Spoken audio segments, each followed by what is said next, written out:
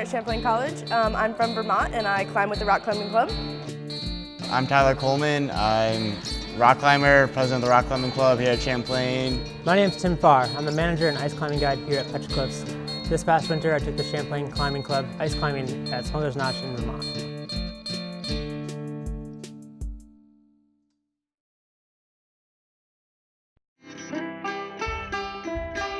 So it's definitely a really big team effort. We all started at the bottom, split up all the gear, carried everything up together, even though we were all going to be using the same gear. We all split it up equally and got it up to where we were going to start climbing. So if 6 of you guys want to come up, grab a pair of tools. Folks that may know how to put tools on packs, try and have the points facing into the center of the pack, not towards your armpits or out. In front of the other.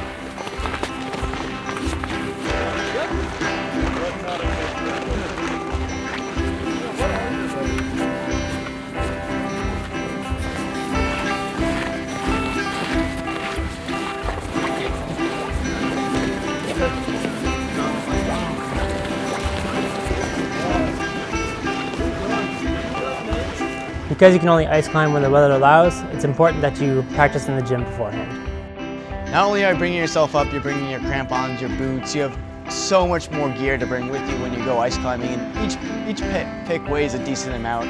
So those ice axes, when you're driving them into the ice, it's just the muscle, you need upper body strength. So definitely a lot of upper body strength training goes into ice climbing. So I found it hard to practice indoors. We just kind of climbed a lot to get our endurance up beforehand and kind of worked on some more technical stuff to just be ready for it. They do have, actually at this gym, they have special holds so you can practice sort of the motion that goes with ice climbing beforehand. So we tried a little bit of that, but we didn't do a ton of practice indoors. It was all just kind of a, here you are, go.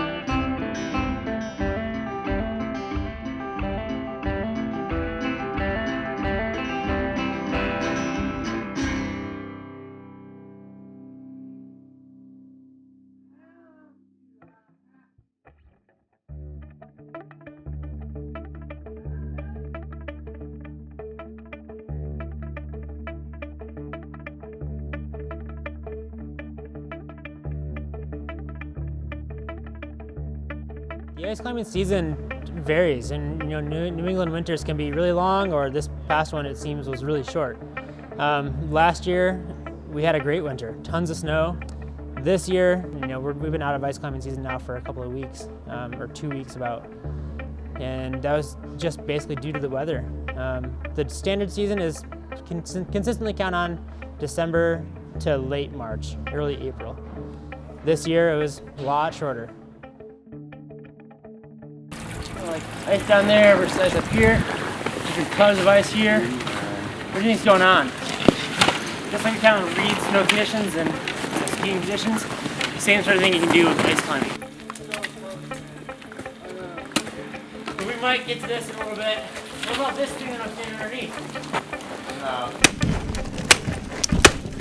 It's still pretty good. The big dangers are the ice can always break. So being able to analyze the ice and check out the ice and make sure that it's bonded well to the medium that it's attached to. And then, clearly you're climbing ice with very sharp points. So ice tools and crampons, both of them are sharp points that you can really stab yourself with. Your front points, your secondary points, your toe bail, okay, and your heel bail or heel throw. So making sure that you're not kicking the back of your leg with the crampons on your feet, which are kind of like the Edward Scissorhands. Lots of different sharp points on your feet.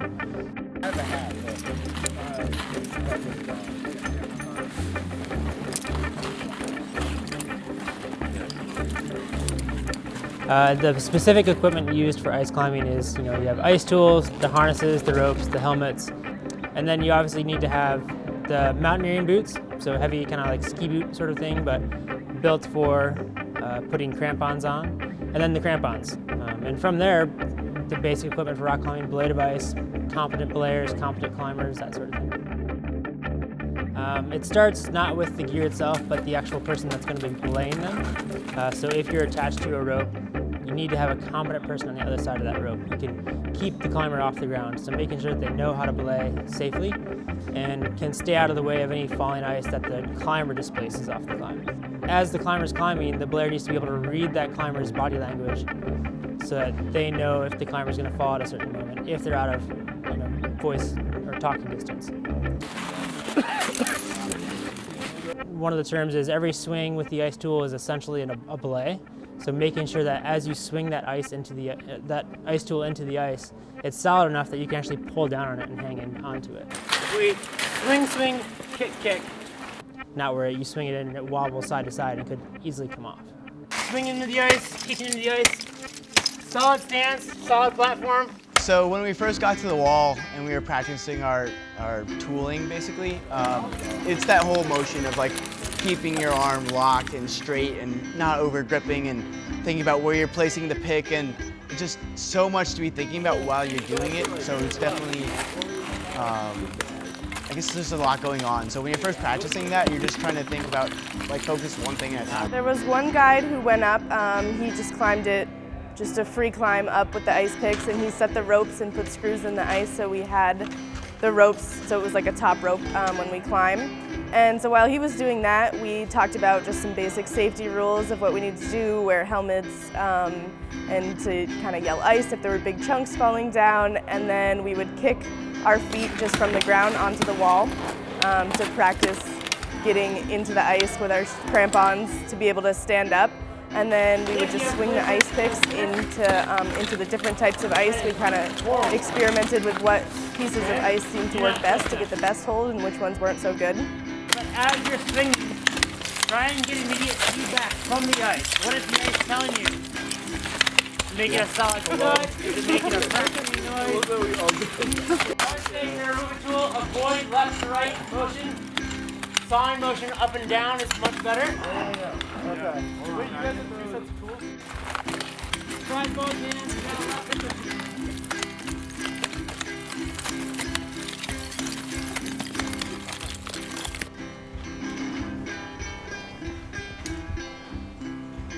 And you use your weight of the tool, bring it over your shoulder, going forward.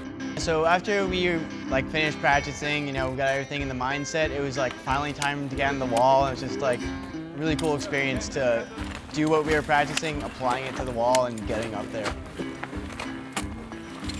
Toe up a little more. Your toe when you kick in. There you go.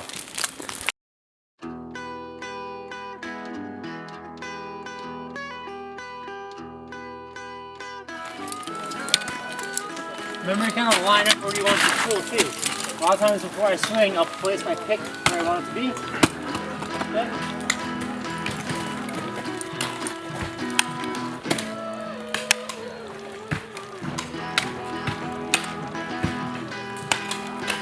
Feet onto that lower angle ice. Great job.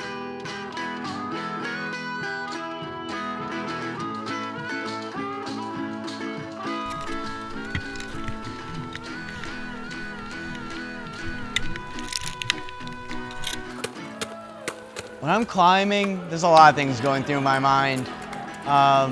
For me, it's problem solving. So I'm thinking, what's the next move? How do I get there? And what am I not doing to get there? So those are the three main things I think about. Think about setting myself up for the next move. Is my foot placement good? Am I stretched out?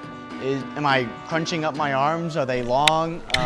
Am I bringing my hips into the wall as I do this next move? Do I need to do a toe hook? Do I need to do a heel hook? Do I need to do a dyno? So it's just thinking ahead and at the same time trying to keep calm, keep zen, and keep your heart rate down and trying not to get pumped. So thinking, all right, I've made it this far. I should stop, I should rest, I should shake out, and then I should keep going. This is a good place to break. So yeah, a lot is going through my head, but it's all good stuff.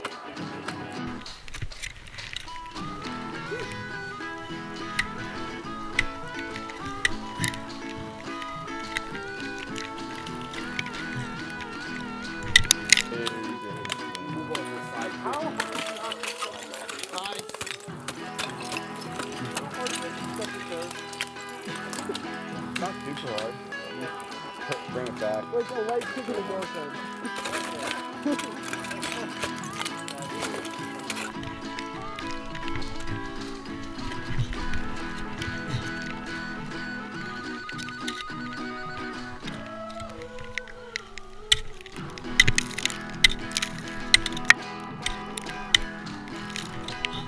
Really, the technique was making sure that you have a solid hold with both your feet and your hands before trying to make any next move. And it's important to just think in that moment and make sure you're stable before doing anything else.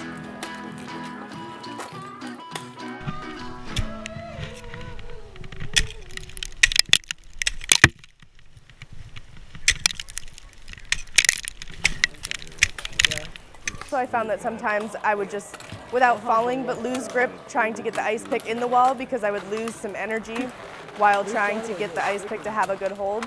And in that same time, your hands just start to cramp up. But they told us that one really good technique is to just leave the ice pick in the wall if you can once you get it there and just shake out your hands just to get the energy back flowing. Rock climbing, it's really not that much arm strength. A lot of people think, oh, I can't do a pull-up, so I can't rock climb. Not really true. There's a lot of feet involved. However, when you're ice climbing, it's a lot of upper body strength.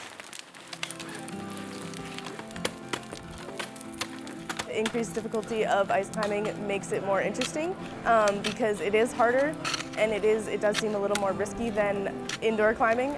So it just kind of gives you a little more motivation to not give up on it and to just really make sure you have a good hold and to keep going. Whereas indoor climbing, you're on a top rope in both. But in indoor climbing, I just feel it's a little more, you can kind of hang out and take a break, where ice climbing, you're just like, you really just want to go and get to the top. I definitely find an appeal in the risk. I like the little bit of adrenaline rush that you get when you take a good fall, or just even just knowing that if you don't make the next move, you could fall. I think that really drives people to keep going because it's all up to you, and every move you make is deciding whether you stay on the wall or whether you fall off, and I definitely think the risk is an appealing part of climbing.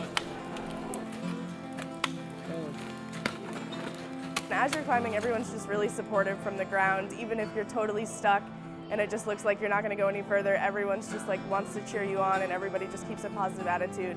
And that really helps when you're stuck and there's just people telling you like, you're so close, just finish it. So that's always good. Get some feel back to your hands. Yeah, try to keep your toes straight rather than like left foot. So I think the atmosphere of climbing, just in general, not including ice climbing, just is definitely all the people around you. It definitely gets amplified a lot more when you're outside with an awesome group of people. So it doesn't really matter what you're climbing or what everyone's climbing ability is, but the fact that you're with all these really cool people and you're just hanging out, it's definitely adds to the whole atmosphere. And like, you know, if someone's struggling with something, someone just be like, hey, like, why don't you try this? Like, it's like people will very frequently and often just help other people. And it's like pretty cool that you don't have to ask for it and people are just gonna do it. It's kind of like rock climbing, where it's a puzzle, you know, vertical puzzle, if you will, or vertical dance on the ice. And figuring that out is intriguing and exciting. You know, it's a way to have an adventure. Just like anyone that, you know, if their thing is kayaking or mountain biking or any sort of activity that gets one excited. It could be reading books, you know, that's just what gets to your core. And ice climbing and kind of winter climbing gets to my core, just to express myself and experience realms that very few people get to experience.